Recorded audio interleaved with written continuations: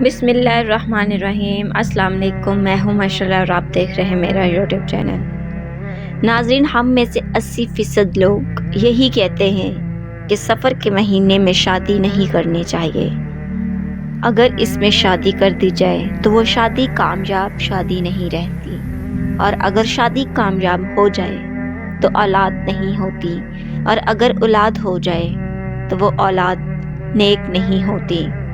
علماء کرام کے بیانات سننے سے پہلے میرا بھی کچھ ایسا ہی خیال تھا، لیکن کیا آپ جانتے ہیں ناظرین کہ علماء کرام اپنے بیان میں کیا فرماتے ہیں؟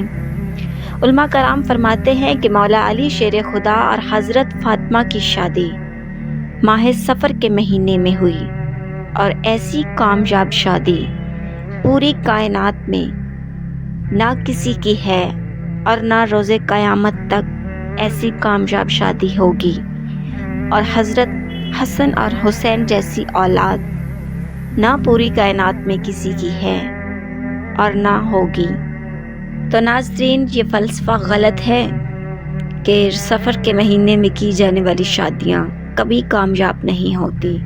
ناظرین، ہم دین کے بارے میں تب تک جاہل ہیں جب تک ہم دین کے بارے میں خود پڑھ نہ لیں، یا پھر ایسے علماء کرام کو سن نہ لیں جو واقعی دین کا علم رکھتے ہیں۔